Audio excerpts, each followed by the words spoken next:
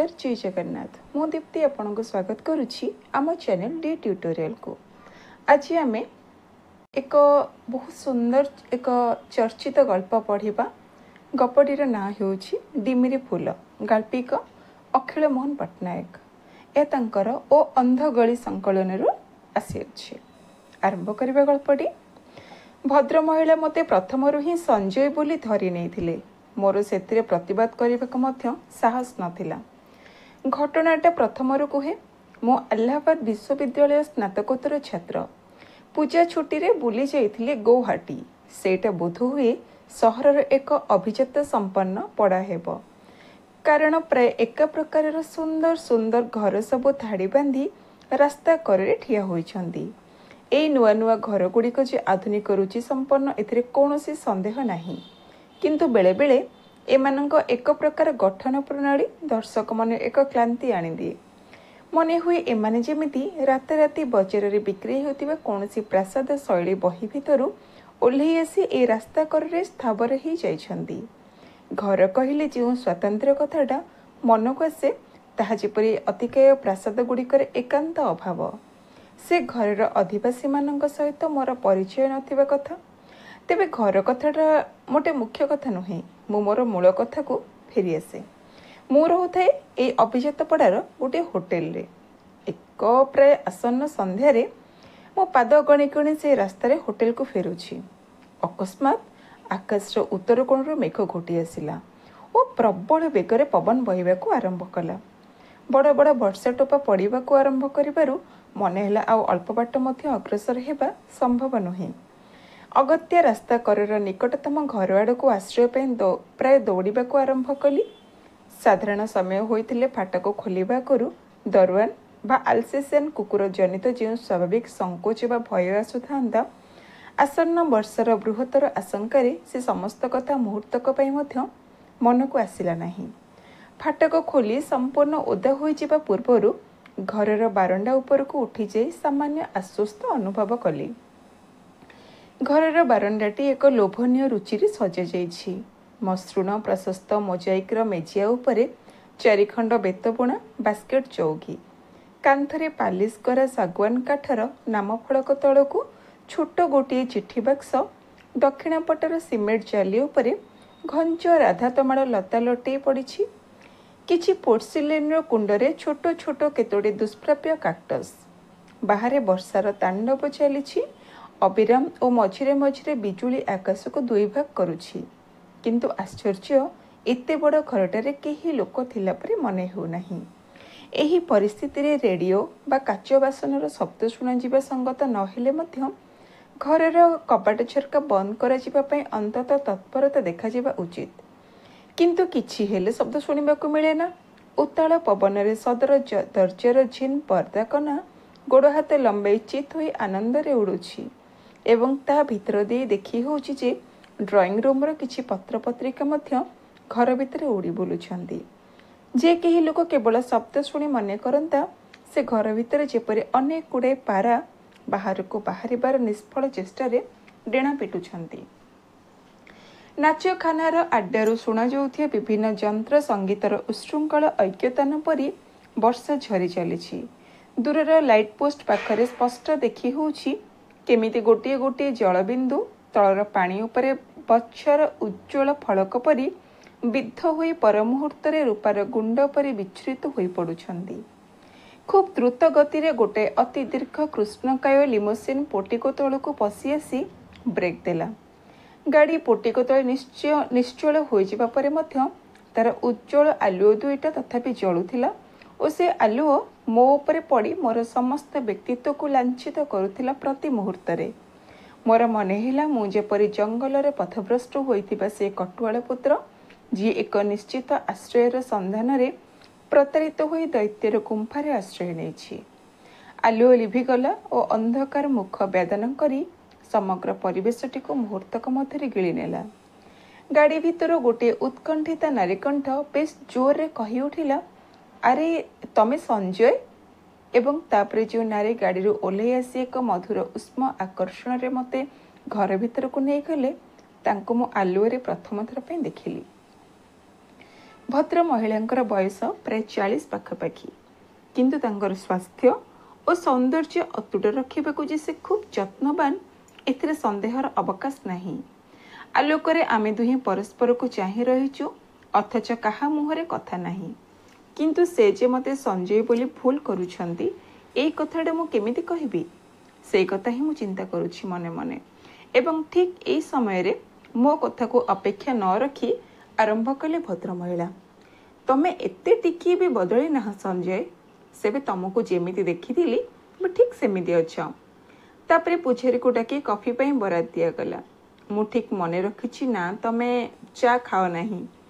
बापा माँ माने पिला मानक कथा सब ठीक ठीक मने रखंती, किंतु तमे कहिले देखि संजय मु चारे केते चामच चीनी खाए। एक निश्चित भूल उत्तर देवा अपेक्षा नीरव रहिबा उचित मने कली। किंतु ए अल्प समय भितरे भद्र महिलांकर आखि दुईटा को एक सुदूर प्रसारी उदासीनता ग्रास करि बसिछि। से काउच उपरे सामान्य आउजी पड़ी कहिले, मु जाने संजय तमर बयस रे आम मानक कथा मने रखिबा खूब स्वाभाविक नुहे, किंतु ए मंजू कथा देख, से एमिति कौन बा रिसर्च करूछि। 4-5 वर्ष भितर थरे आसे आम देखिबे जीवाकू तार कौन समय हो नहीं। ए तमे तो आसिल, तार बापा मते कहूथिले से ता पई प्लेन टिकेट पठेई देइछंदी, किंतु काई छुट्टी तो आरंभ होई सरीबाकू बसिला, आसिला नहीं तो। मु मुक होई बसी रहिछि केवल। गोलक धंदा जटिलरू जटिलतर हेई चलीछि। 12 वर्ष न कमिले मोरे परिस्थितिर मुक्ति पाइबा जे असंभव से कथा मु अनुमान करि सारिलेनी। भद्र महिला कहि चलीछंती, मंजू तो जाने जे से एई आसंता डिसेम्बर बिलत चली जीव। तार बापा प्रे सब ठीक कर सारे, तापरे पुणी जे केबे देखा हबो से कथा किए जाने। पिले दिने पाखरे मंजू थिला, तुमे थिल, भारी भल लागुथिला, किंतु पाठ पढ़िबाको जे एतरा निजर लोक मानक दूरे जीवा ठीक नुहे। भद्र महिलांग कंठस्वर और दृष्टि कठिन होई उठिला। मो मंजूर टंका बंद कर देई ताकू जे कौनसी मुहूर्त रे आसीबाको बाध्य करि पारंती, किंतु संजय माँ ही ता तो करे जाए ना। वर्षार बेग सामान्य कमिछि। कनिष्ठे लगी रही टोपा टोपा पानी टप टप हे तलको पड़िबार शब्द स्पष्ट शुणी हेउछि। मु घंटा को बारंबार देखि उठिबार सूचना देली और कहली जे मो जने बंधुଙ୍କ सहित अपॉइंटमेंट थिबारु मु शीघ्र चली जीवाको बाध्य होउछि। आसिला बेले भद्र महिला मोर ठिकाना पचारिले और मु कहली जे मु ए मोड़ उपरे T view hotel 24 number room रे आसी ओल्हेछि। भद्र महिला बोध हुए आउ कौन कहबाकू जाउथिले, किंतु मु सेते बेलको पाहाच तळको ओल्ही सारिथिली। भद्र महिला पुणी थरे बाधा देले, ना तमे वर्षा पानी रे चाली करी जीवन ही संजय। तांकर कंठरे आदेश रो स्वर व्यंजन। गाड़ी रे बस, सोफर तमको नहीं छाड़ दे आसीबो, आ ता छड़ा से तम होटेल टा मध्य देखि आसीबो। अगत्य गाड़ी रे बसिली एवं गाड़ी रे जिते समय बसिथिली भद्र महिला किंबा तांकर परिवार विषय रे मोर समस्त कौतूहल अति कष्ट रे दमन करिथिली।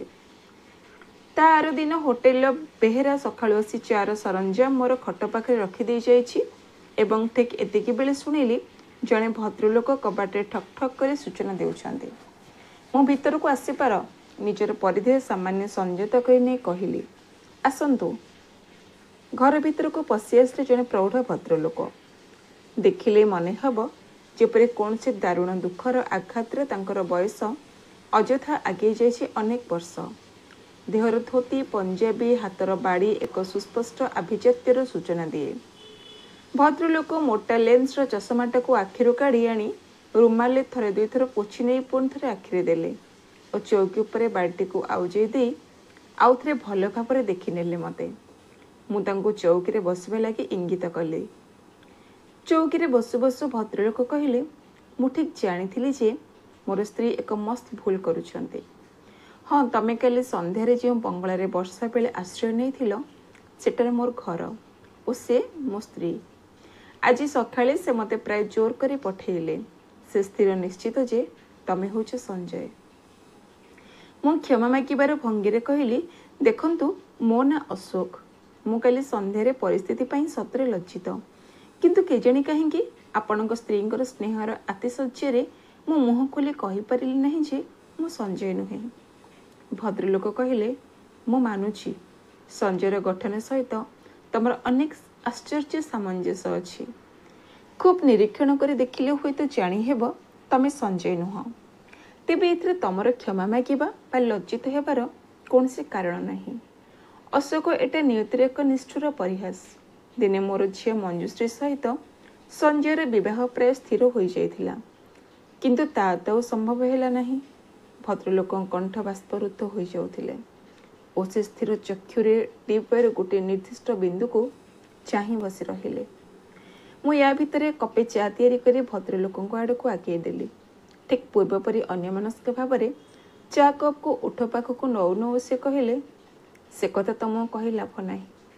तेबे अनेक दिन पर मु मोर स्त्री को काली राति प्रकृत में खुशी होगा देखिली। से तुमको देखि भावुं जे तांकर एकमात्र स्वप्न सार्थक होगा जाउछि। मु तांकर भूल भांगीदेवाक चाहेना। एक निरपराध भ्रमर विनिमय जदि से तांकर अवशिष्ट जीवन आनंदरे कटई पारंती ताहाले ताठो आउ अधिक कौन हो पारे। एतिକି कही भद्र व्यक्ति पुणिथे नीरव हेले। से जेपरि समस्त कथा केवल मने मन निजको ही कहूथिले। आखिर मोटा लेंस चषमाटा काढ़ी नहीं रुमाले आखि पोछु पोछु से पुणी आरंभ कले, तमे बयस मो पुओ परे। तुमको मु अशोक बोली ना भूल कहली, तुमको मु संजय बोली ही डाकिबी। कौन से असतर्क मुहूर्त धरा पड़ जाए मो स्त्री मधुर भ्रम भांगीदेवाक चाहेना। शुण संजय, आज ए परिवार रे तुमर एकमात्र परिचय संजय। आ तुम पाखरे मोर गोटे मात्र भिक्षा, भिक्षा नुहे दाबी। तुमको मझिरे मझिरे आसवाक पड़ो एठिकी। मोर अर्थर अभाव केबे नथिला, एबे भी नाही।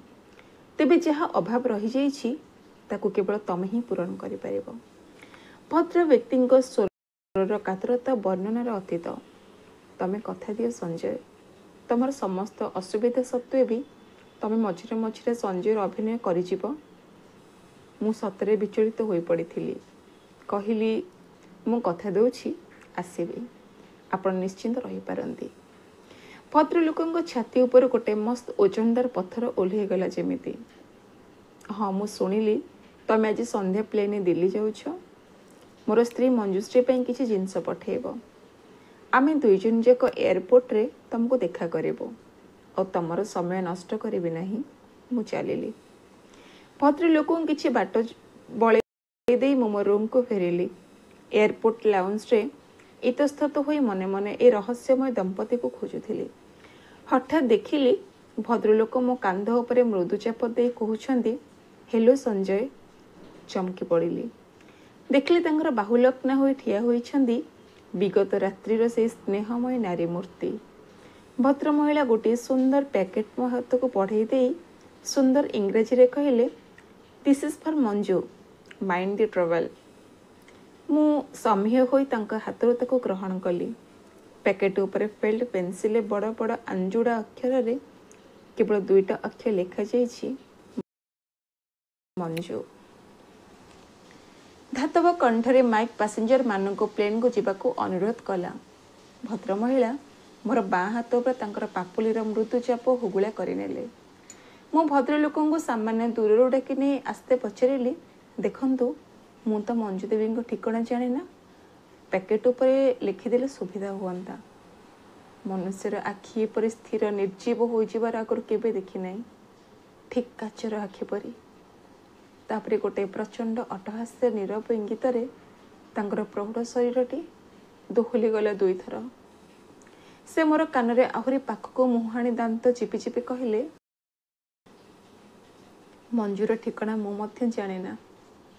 मोर स्त्रींकर मस्तिष्क विकृति हेबा परे परे से आज की बहुत वर्ष तले ट्रेन एक्सीडेंट रे मरी जाए। से संवाद मोर स्त्री को आज जाए दि जाए नहीं। सेतेबेले मंजू पढ़ुथिला थर्ड ईयर रे। तेणु आज 3 वर्ष पर से रिसर्च करने को बाध्य और तापरे ताको बिलात जीवाको पड़िबो आहुरी गवेषणा करने। प्लेन प्रोपेलर प्रचंड शब्द करी घूरिबाको आरंभ कलानी। माइक्रो से धातव कंठ तुहा को तुहा मो ना धरी डाकुछि। मु तरतर रे प्लेन सीढ़ी ऊपर को उठीगली। सीढ़ीर मझिरे आउ थे मुह फेरे चाहिली। से माने मते हाथ हले विदाय देउथिले। मोर मने हैला भगवान को निष्ठुर सृष्टि दुईटी निसंग अभिशप्त मनुष्य पितुला आकाश को हाथ तोली नाचुछन्ते। एठी शेष हैला गल्प डिमिरे फूल। गल्पटी आपनको किपरि लागिला कमेंट करी निहाती जणाइबे। आउ किछि जणाइ देबाकू चाहुछि। अखिल मोहन पट्टनायक 1981 मसीह ओ अंधगली पाई तांको केंद्र साहित्य एकाडेमी पुरस्कार मध्य मिलिथिला। एट रहुछु नमस्कार।